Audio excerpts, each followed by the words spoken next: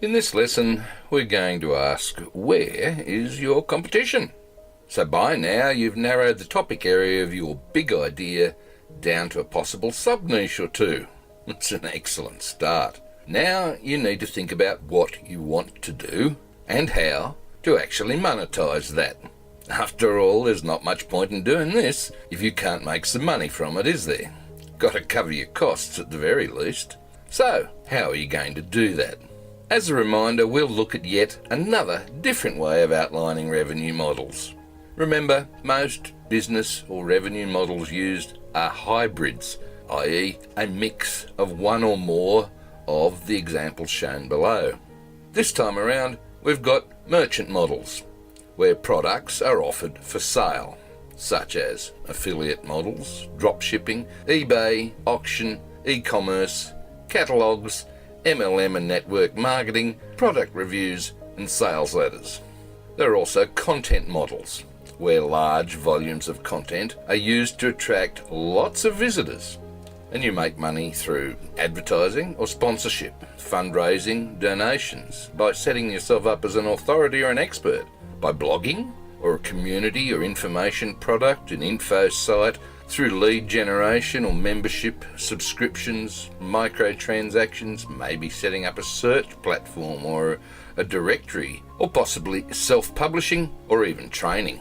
Then there are service models, where online and offline services are sold, such as the standard brochure-type portfolio website. Or there might be a brokerage site, or events, flipping of domain names and websites. Or maybe you're a freelancer, or looking for lead generation. Again, memberships and subscriptions and microtransactions. Maybe you're offering services to the public, or even software as a service, or providing training services, or maybe you're a virtual assistant. So to simplify, are you thinking of selling physical or digital products? Offline services or online services? Courses, training, consulting or coaching, or something else? And are these products and services being manufactured, created or provided by you? Or are you more likely to be acting as an intermediary, wholesaler, affiliate or partner somehow, and possibly even referring potential customers or clients over to another outlet or provider? And are these products and services delivered online or offline or both? Can they be sold globally or only in your immediate local area? Have you checked out shipping? Well, is that a relevant issue in your case? Are you looking for something that's a one-off sale, or maybe generates residual or ongoing income, for example, membership sites or subscriptions, etc.? What about something that is set and forget? Because, like me, you are naturally lazy and don't want to do too much work. Look, you may not necessarily need to know all the specifics of all of this yet, but it would be useful if you have a rough idea of what you might do when you start this research phase. But if you don't know, that's fine. This research shows you exactly what your competition is doing in that space. And the whole point of this is to work out how you can do it better. So where do you start with your research? Well, it's time to identify some related key words that might best describe your selected sub-niche, and then play with the major search engines to see what they see. Now, we started to look at this in the previous lesson on Narrow Your Focus, when we went from a major topic area and identified the many sub-niches within that topic. So now you need to take your sub-niche and drill down even further to identify the relevant, specific topics of interest within that sub-niche. Take the photography example mentioned previously, or maybe your preference was for the darkroom side of it. I know that's something I played with years ago, way back in the early 70s, and it was great fun. But I never got into the colour side of things, as it was too expensive back then, so it was purely black and white. But now, does anyone even do their own darkroom stuff these days? Or is it all digital images and printer ink rather than real film, chemicals and proper paper?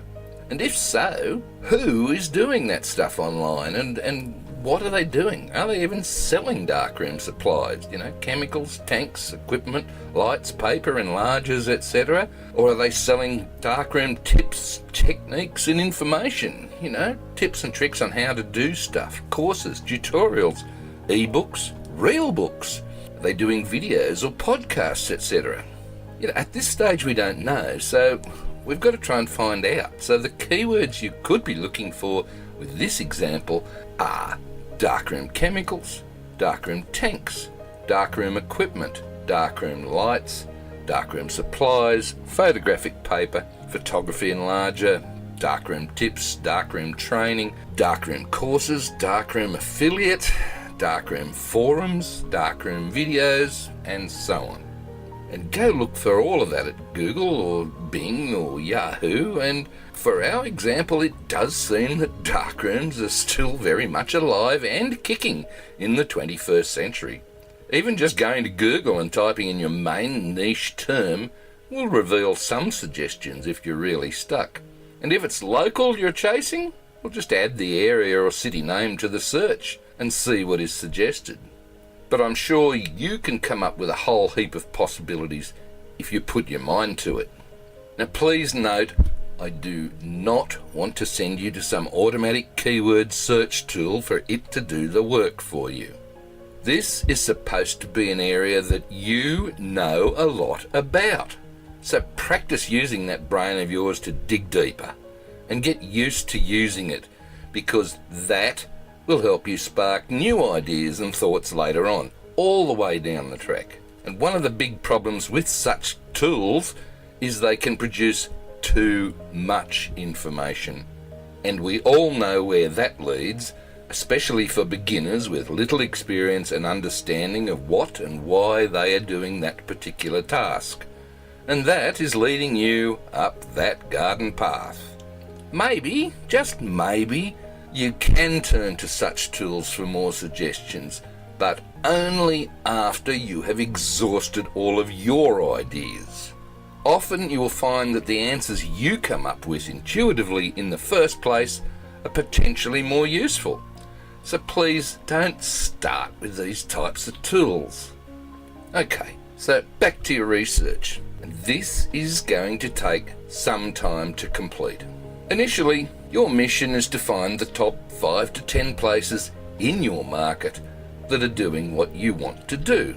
So head off over to each of the major search engines and carry out some searches there for the keywords you came up with earlier. And then go and have a quick look at each website and write some stuff down. Now at this point in time, you are only going to take a quick overview of each of these websites.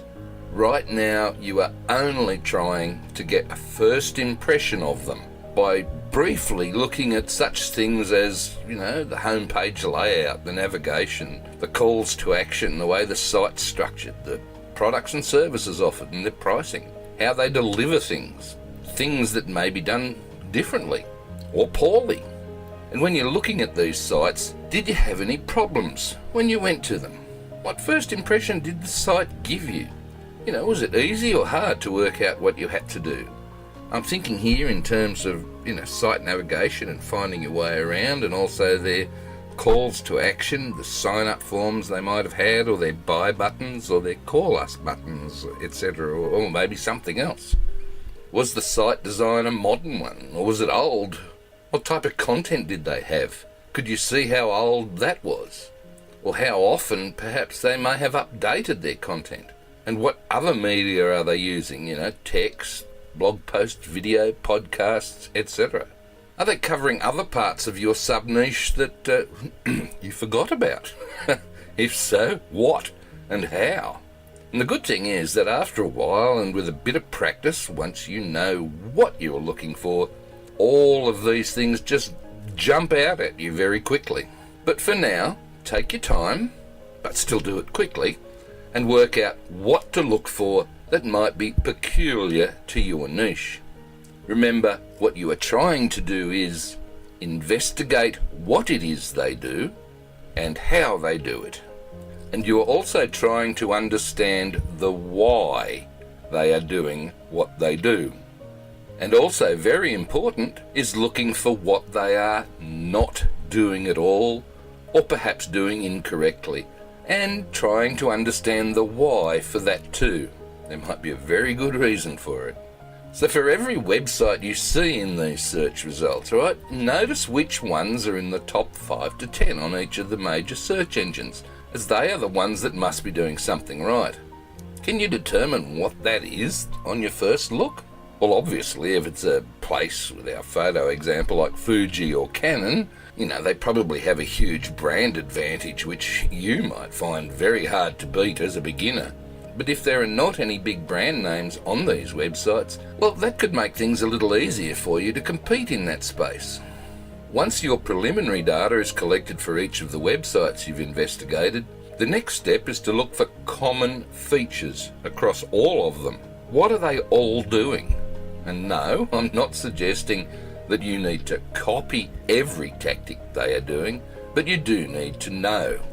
And also look for uncommon stuff too, because that could be a clue as to how one site is trying to differentiate itself from the rest of the pack. While you're doing this, write down the things they may have done which turned you off their process. These just might be the things that you need to avoid with your approach. In other words, as well as looking for how to do something, also look for how not to do something. You can often learn a lot more from actively looking for and identifying what does not work. Now, this previous step was purely preliminary data gathering, which you will shortly use to help you decide whether you want to actually commit to pursuing this niche and those specific keywords further. And later on, if you do decide to pursue it further, you'll need to come back to this step and do a lot more in-depth research into those businesses as outlined below. Find answers to questions like how and where do they actually sell their stuff on their own website, on other marketplaces or platforms? What are they doing to promote their website?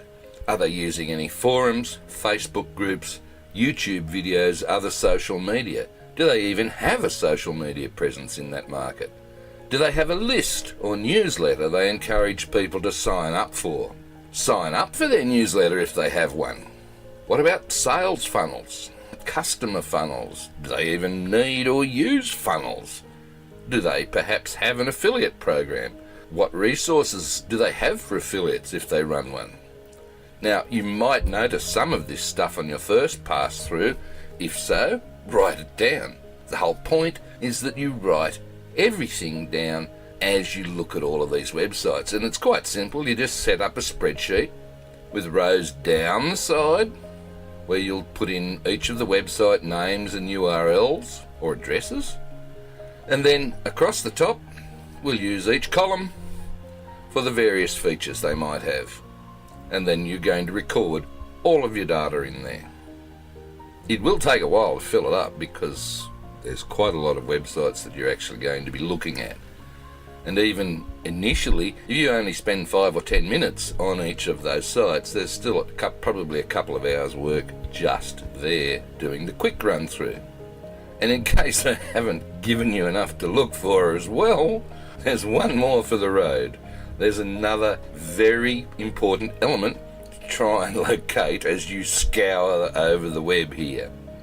And that is, you need to establish who are the influencers in your niche. These are the people and companies who are making a lot of noise and attracting the right sort of attention in this space. They may or may not be your direct competitors, but either way, they are influential in the space. And you also need to get to know these people well for later ideas, promotions, and possibly even joint ventures. So make sure you write all their details down too.